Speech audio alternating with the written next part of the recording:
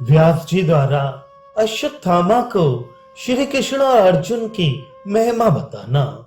संजय कहते हैं, श्री कृष्ण और अर्जुन को आग्नेय अस्त्र से मुक्त देखकर अश्वत्थामा दुखी और अक्का बक्का सा होकर थोड़ी देर तक सोचता रहा कि क्या बात हुई। फिर अपने हाथ का धनुष फेंककर वह रथ से कूद पड़ा और धिक्कार है, ये सब कुछ झूठा है, ऐसा कहता हुआ वह रणभूमि से भाग चला। इतने ही में उसे व्यास जी खड़े हुए दिखे। उन्हें सामने पाकर उसने प्रणाम किया और अत्यंत दीन की भांति गदगद कंठ से कहा, भगवान, इसे माया कहें या देव की इच्छा, मेरी समझ में नहीं आता। ये सब क्या हो रहा है? ये अस्त्र झूठा कैसे हुआ? मुझसे कौन सी गलती हो गई है? अथवा ये संसार के किसी उलटफेर की सूचना है जिससे श्री कृष्ण और अर्जुन जीवित बच गए हैं। मेरे चलाए हुए इस अस्त्र को असुर, गंधर्व, पिशाच, राक्षस, सर्प, यक्ष तथा मनुष्य किसी प्रकार अन्यथा नहीं कर सकते थे, तो भी ये केवल एक अक्षौणी सेना को ही चलाकर शांत हो गया। श्री कृष्ण और अर्जुन भी तो मरण धर्मा मनुष्य ही हैं। इन दोनों का वध क्यों नहीं हुआ?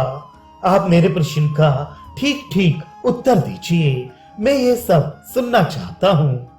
व्यास जी बोले, तू जिसके संबंध में आश्चर्य के साथ प्रश्न कर रहा है वह बड़ा महत्वपूर्ण विषय है। अपने मन को एकाग्र करके सुन।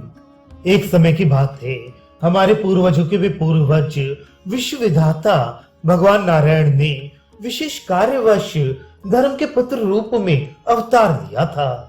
उन्होंने हिमालय पर्वत पर रहकर बड़ी कठिन तपस्या की। 66,000 वर्ष तक केवल वायु का आहार करके अपने शरीर को सुखा डाला। इसके बाद भी उन्होंने इससे दूने वर्षों तक पुनः बड़ी भारी तपस्या की। इससे प्रसन्न होकर भगवान शंकर ने उन्हें दर्शन दिया। विशेषण की झांकी करके नारायण ऋषि आनंद मग्न हो गए। उनको प्रणाम करके वे बड़ी भक्ति भाव से भगवान की स्तुति करने लगे।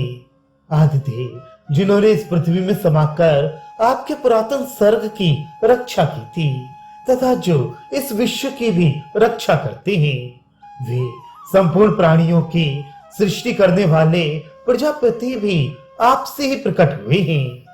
देवता, असुर, नाग, राक्षस, पिशाच, मनुष्य, पक्षी, गंधर्व तथा यक्ष आदि विभिन्न प्राणियों के जो समुदाय हैं, इन सबकी उत्पत्ति आपसे ही हुई है। इंद्र, यम, वरुण और कुबेर का पद, पितरों का लोक तथा विश्वकर्मा की सुंदर शिल्प कला आदि का आविर्भाव भी आपसे ही हुआ है। शब्द और आकाश, स्पर्श और वायु, रूप और तेज, रस और जल तथा गंध और पृथ्वी की आप ही से उत्पत्ति हुई है। काल, ब्रह्मा, वेद, ब्राह्मण तथा ये संपूर्ण चराचर जगत आपसे ही प्रकट हुआ है। जैसे जल से उत्पन्न होने वाले जीव उससे भिन्न दिखाई देते हैं, परंतु नष्ट होने पर उस जल के ही साथ एकीभूत हो जाते हैं, उसी प्रकार ये समस्त विश्व आपसे ही प्रकट होकर आप में ही लीन होता है। इस तरह जो आपको संपूर्ण भूतों की उत्पत्ति और प्रलय का अधिष्ठान जानते हैं, वे विद्वान पुरुष आपके सायुज्य को प्राप्त होते हैं। जिनका स्वरूप मन बुद्धि के चिंतन का विषय नहीं होता, वे पिनाकधारी भगवान नीलकंठ नारायण ऋषि के इस प्रकार स्तुति करने पर उन्हें वरदान देते हुए बोले, नारायण, मेरी कृपा से किसी प्रकार के शस्त्र, वज्र, अग्नि, वायु, गीले या सूखे पदार्थ और स्थावर या जंगम प्राणी के द्वारा भी कोई तुम्हें चोट नहीं पहुंचा सकता। समर भूमि में पहुंचने पर तुम मुझसे भी अधिक बलिष्ठ हो जाओगे।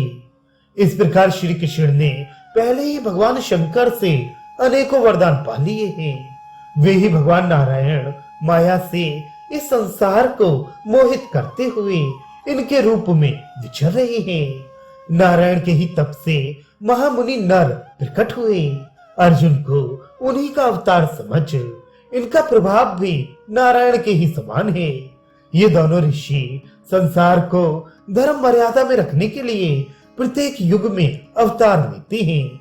अश्वत्थामा, तूने भी पूर्व जन्म में भगवान शंकर को प्रसन्न करने के लिए कठोर नियमों का पालन करते हुए अपने शरीर को दुर्बल कर डाला था। इससे प्रसन्न होकर भगवान ने तुम्हें बहुत से मनोवांछित वरदान दिए थे।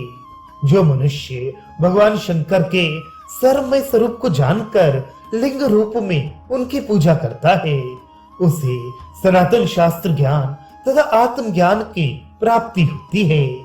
जो शिवलिंग को सर्वभूत में जानकर उसका अर्चन करता है, उस पर भगवान शंकर की बड़ी कृपा होती है। वेद व्यास की ये बातें सुनकर अश्वत्थामा ने मन ही मन शंकर जी को प्रणाम किया और श्री कृष्ण में उसकी महत्व बुद्धि हो गई। उसने रोमांचित शरीर से महर्षि व्यास को प्रणाम किया और सेना की ओर देखकर उसे छावनी में लौटने की आज्ञा दी। तदनंतर कौरव और पांडव दोनों पक्ष की सेनाएं अपने अपने शिविर को चल दी। इस प्रकार वेदों के पारगामी आचार्य द्रोण 5 दिनों तक पांडव सेना का संहार करके ब्रह्मलोक में चले गए।